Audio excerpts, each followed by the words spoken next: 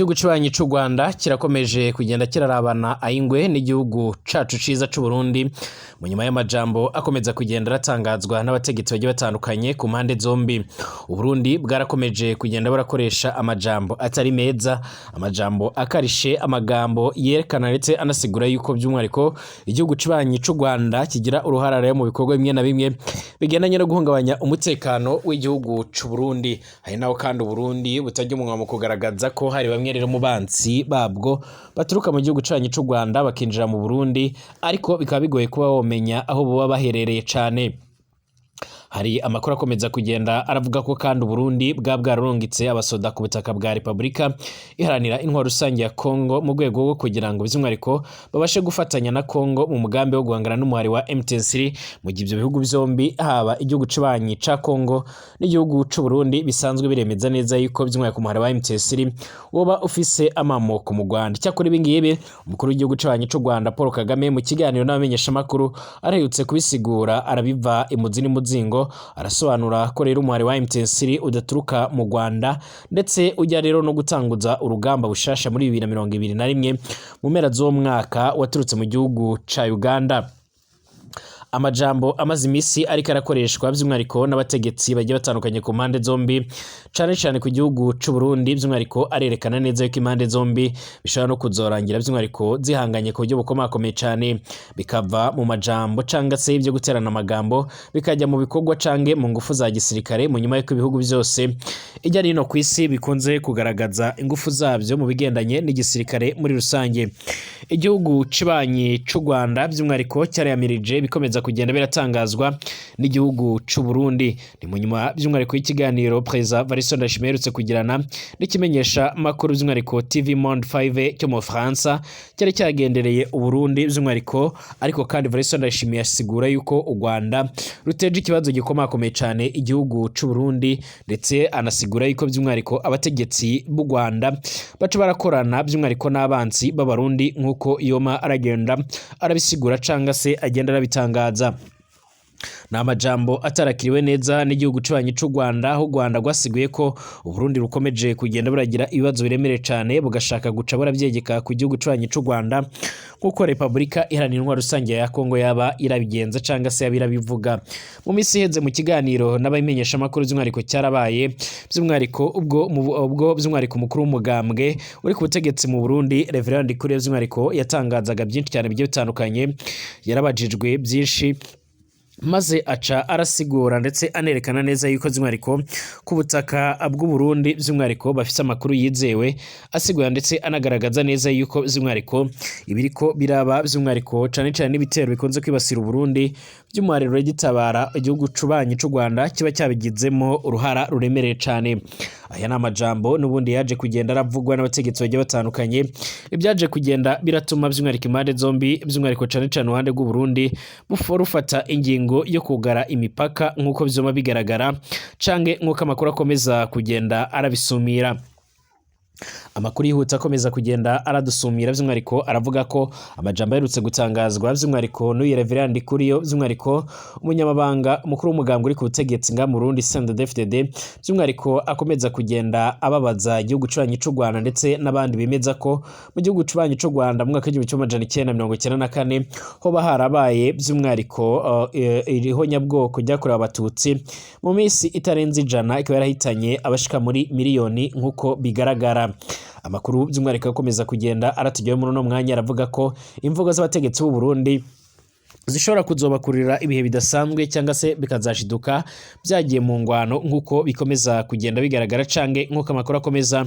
kugenda aradusumira. Ni mu nyuma y'uko igihugu cy'ubanyi cy'u Rwanda cyari kimaze imisi cyagiriza igihugu cy'u Burundi gukorana n'imihari igiye itandukanye ku butaka bwa Republika iharanira intwaro rusange ya Kongo, cyane cyane imihari yiganjemo iyagize uruhara muri jenoside yakorewe abatutsi nyine mu Rwanda mu mwaka twavuze aruguru. Amakuru kandi adusumira aremeza neza yuko by'umwihariko usibye gukorera ku butaka bwa Repubulika Iharanira Intwaro Rusange ya Kongo, hari n'ikindi cyiciro cyo muri FDLR ndetse na FRN basanzwe barafise ibirindiro biremere cyane ngaha mu Cibira, aho basanzwe barakorana n'ingabo z'u Burundi ndetse n'imbonerakure n'abategetsi b'u Burundi. Ni ibintu abategetsi b'u Burundi bamaganiye kure ndetse baca barasigura yuko ibibera ku butaka bwa Repubulika Iharanira Intwaro Rusange ya Kongo by'umwihariko bitari bikwiye kugirwaho ikibazo n'igihugu cibanyi c'u Rwanda. Turarabiramwe kandi bikomeje kugenda bivugwa by'umwihariko, hari amakuru asigura yuko by'umwihariko ibohero rikurure by'umwihariko mu mabohero aremereye cyane ngaha mu Burundi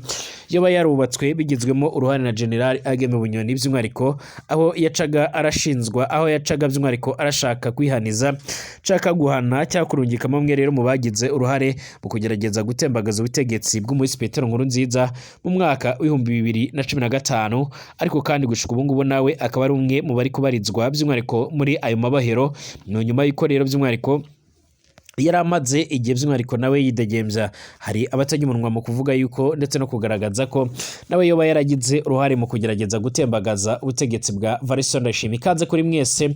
mutwumviriza ku makuru n'ibiganiro byacu tubandanya kwategura ndetse no kwashikiriza ngaha kuri nombonesha kure yacu aina yanya Burundi News TV, imbonesha kure imwe rudende bandanya kwashikiriza amakuru akomeye cyane, amakuru yihuta agezweho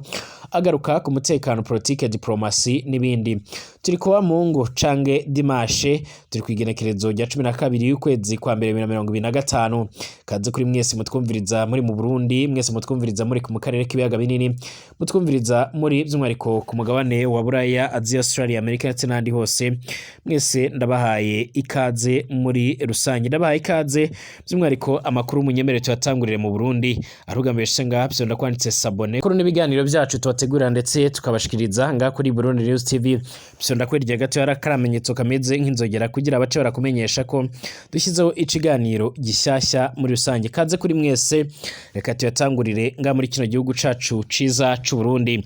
Ibihugu byombi, haba igihugu c'u Burundi n'igihugu cibanyi c'u Rwanda, biragaragaza neza yuko by'umwihariko bidakomeje kumvikana. Mu nyuma y'iko abatari bakeya bari biteze neza yuko uyu mwaka w'2024 twasozeye wagombaga gusiga rero by'umwihariko mu Burundi by'umwihariko bwuguruye imipaka yugawe mu ntangiriro z'uwo mwaka twasozeye. Iyi mipaka by'umwihariko ihuza u Burundi n'igihugu cibanyi c'u Rwanda yarugawe mu nyuma y'iko by'umwihariko hakomeje kugenda hagaragara kutumvikana hagati y'impande zombi. Igihugu c'u Burundi cyaragirije igihugu cibanyi by'umwihariko cy'u Rwanda mu kugira uruhara mu bikorwa bigiye bitandukanye bigendanye no guhungabanya umutekano. Nyamara by'umwihariko n'ibitero byibasiye igihugu c'u Burundi binavugwa ko byagizwemo uruhare ndetse binigiyambwa n'umuhari w'abaroberi uzwi nka rero gitabara usanzwe uratana mu mitwe n'ingabo za Repubulika Iharanira Intwaro Rusange ya Kongo.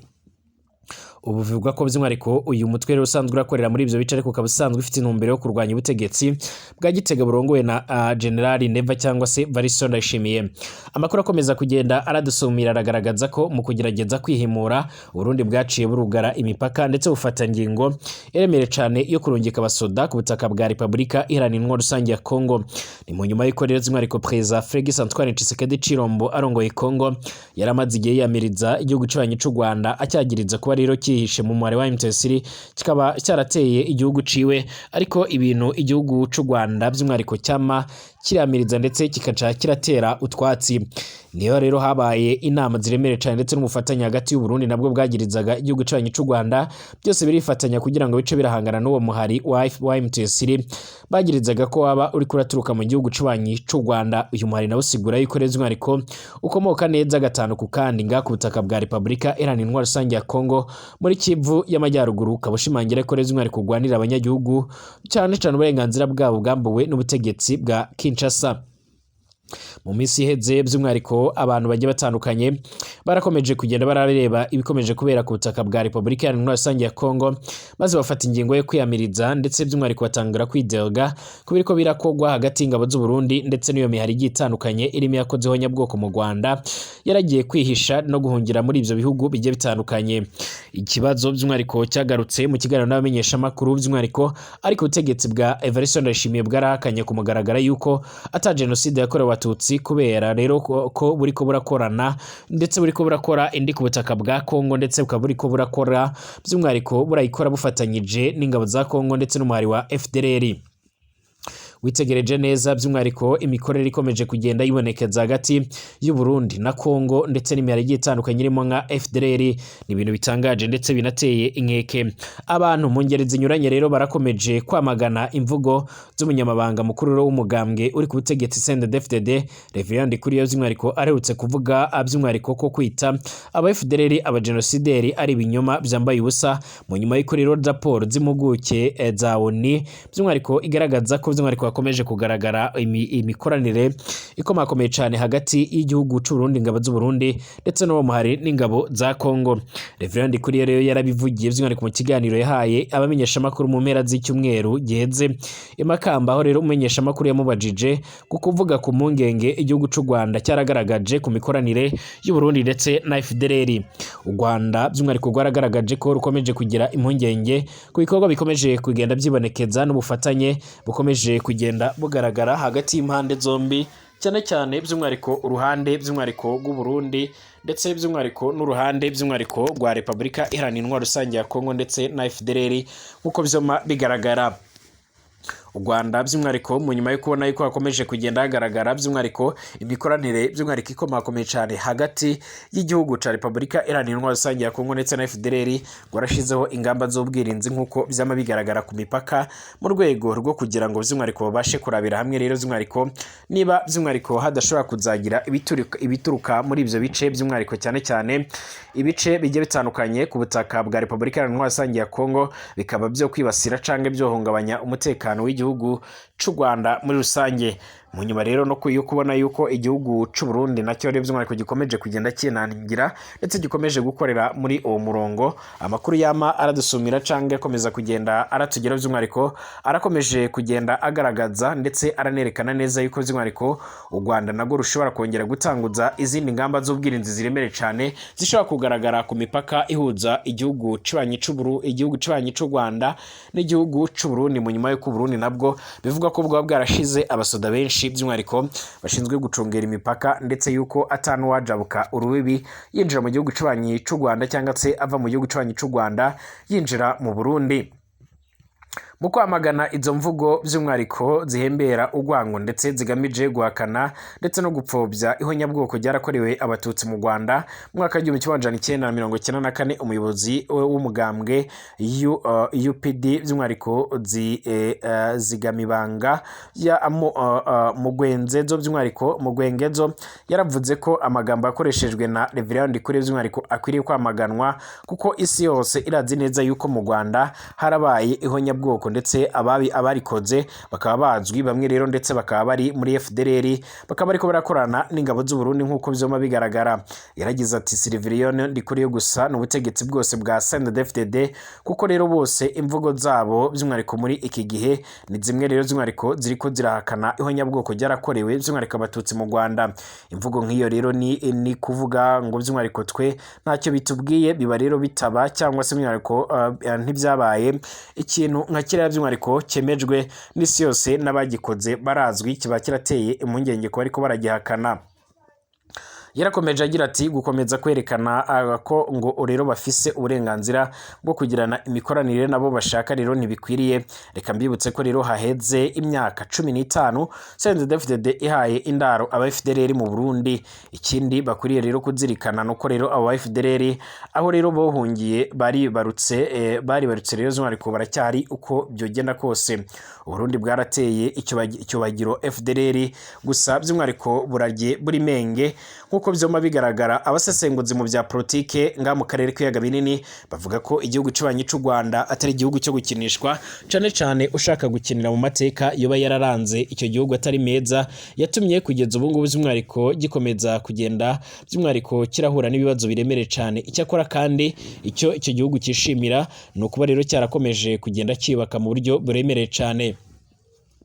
Amakuru yihuta akomeza kugenda radusumira avuga ko rero by'umwihariko zimwe mu ndongozi nkuru z'igihugu cy'u Rwanda zidashobora kuzakomeza kurabera rero by'umwihariko abakomeza kugenda baragira uruhare mu bikorwa byo gupfobya ndetse no kugira uruhare mu bikorwa bigiye bitandukanye nk'uko byoma bigaragara. Abasesenguzi barasanga nta gitangaje kiri rero mu kuba leta mpotozi ya Perezida Evariste Ndayishimiye itagatifuza abakoze genocide yarakorewe abatutsi mu Rwanda, kuko rero ubu ngubu abo ba genocideri n'abafatanyabikorwa bayo mu mugambi by'umwihariko bakomeje gukorera mu burasirazuba bwa Repubulika Iharanira Intwaro Rusange ya Kongo. Imbaraga by'umwihariko zahagaritse by'umwihariko y'abanyabwoko yarakorewe abatutsi mu Rwanda ntawe zagiye, ndetse ubu zikubye kenshi. Rero bityo rero ubutegetsi bwa Evariste Ndayishimiye bumenye ko rero imigambi mibisha yabo izafata ubusa, nk'uko rero ibuye ryogaragaye riba by'umwihariko ritakishe isuka. Aya ni amajambo ya bamwe mu basesenguzi kuri politike yo mu karere basigura ko icyo gihugu cy'ubanyi cy'u Rwanda ata muntu n'umwe yarakwiriye kuba yojya gukinira mu mateka yacyo, nk'uko byoma bigaragara cange nk'uko amakuru akomeza kugenda aradusumira. Hari bamwe batajya umunwa mu kugaragaza ko nyamara nubwo bihagaze bityo bishobora kuzaduka cyangwa se bishobora kuzatuma haduka izindi ndyane ziremereye cyane, by'umwihariko indyane zishobora kuzatuma by'umwihariko akarere k'ibiyaga binini kongera kwisangamo intambara ziremereye cyane, nk'uko bizoma bigaragara cange nk'uko amakuru akomeza kugenda aradusumira. Tugaruke ku makuru akomeje kugenda aravugwa cyane cyane nga mu gihugu cy'u Burundi. Muri ino misi hongeye kwibonekeza by'umwihariko ibigendanye n'amagara ndetse n'ubuzima bwa General Aigeme Bunyoni, nk'uko bizoma bigaragara nk'uko amakuru akomeza kugenda adusumira. General Aigeme Bunyoni by'umwihariko kugeza ubu ngubu ariko arabarizwa mu ibohero rikuru rya Gitega, aho bivuga ko yoba yarubakiwe icyumba kiwe ca wenyine, ndetse by'umwihariko gica kiracungirwa umutekano kiri ingufuri zishika muri zitatu, aho nawe bafise impungenge z'uko amagara batifashe neza mu gihe yogira ikibazo atoca aratabagwa cyangwa se atoca arahura n'abaganga. General Aigeme Bunyoni numwe rero yari yarahiye ko rero atamigenderanire izosubira hagati y'u Burundi n'igihugu cy'ubanyi cy'u Rwanda. General Niyombere ndetse n'abagenzi be by'umwihariko batagarukanywe mu Burundi, indoto yiwe by'umwihariko kwari ukubona Niyombare ndetse n'abagenzi be mu ibohero rikuru rero rya Gitega. None uyu munsi yarinjiye ibohero rya Gitega nyine ku munsi by'umwihariko nk'uko bikomeje kugenda bigaragara. Amakuru akomeza kugenda aradusumira akaba agaragaza ko kugeza ubu ngubu ariko aricuza kuko rero ari umwe mu bubatse ubusho bwinshi cyane bugiye bitandukanye nga mu Burundi, ariko akaba nawe wa mbere akomeza kugenda by'umwihariko arabunyuramo. General Bunyoni by'umwihariko ari mu bubakishije agasho kadasanzwe kagenewe rero abagirizwa ko rero bashatse gutembagaza ubutegetsi muri 2015. Abo bantu bafungiwe aho rero badashobora kubonana n'abandi banyururu Igitega. Icyifuzo ciwe kwari uko rero abo banyururu bogirirwa nabi by'umwihariko uko bishoboka kose. None uyu munsi nawe nyine by'umwihariko iryo bohero by'umwihariko nyine yagirizwa ko rero yarafise umugambi wo gutembagaza ubutegetsi, nawe rero yubakiwe agasho kiwe wenyine kabi by'umwihariko kurusha nawe kabi kurusha nako rero we yubakiye abo muri 2015. Nawe rero ntarekuriwe kubonana n'abandi banyururu nk'uko bizoma bigaragara. Ntabyo nzi ko General Aigeme Bunyoni yoba yarabaye by'umwihariko mu mugambi wo guturira ibohero rikuru rya Gitega muri 2021, aho intumbero yoba yari yo rero kwica abagirizwa gutembagaza ubutegetsi muri 2015 bagapfa atagitabara kubera aho bari bari hugaye. Imana yarakinze by'umwihariko barurira impome barasimbira by'umwihariko mu ruhande by'umwihariko rufungiwemo rero abakenyezi. Bunyoni we rero by'umwihariko yarapfungiwe ahantu bitokunda ko rero ahunga haramutse haratewe umucanwa by'umwihariko nk'uko byobaye muri Kigarama by'umwihariko muri 2021. Ndamwifurije ko rero Imana yo murinda ntaze ahura n'iryo sanganya ribi rero by'umwihariko. Ndamwifuriza ko rero yoronka ubutungane bwiza akazoshobora by'umwihariko kwiregura imbere y'abacamanza kandi haze by'umwihariko hakurikizwa amategeko. Sindamwipfuriza urubanza rwa ndongandonge by'umwihariko nk'izo yahaye abatari bakeya. Imana ize iramurinda. Kugeza ubu aya ni amasengesho amwe namwe by'umwihariko yakomeje kugenda by'umwihariko aravugirwa n'abatari bakeya, ariko ku rundi ruhande bamwe bagaca barasigura ndetse baranerekana neza yuko by'umwihariko ibyama birabaye cyangwa se byagiye biratangazwa by'umwihariko n'ubundi ari bimwe mu bintu byari biteye impungenge. Hari bamwe batajya umunwa mu kugaragaza ndetse no kwerekana neza yuko by'umwihariko General Aguime Bunyoni by'umwihariko kugeza ubu ngubu ari umwe mu bantu bakwiriye kuba bosabigwa,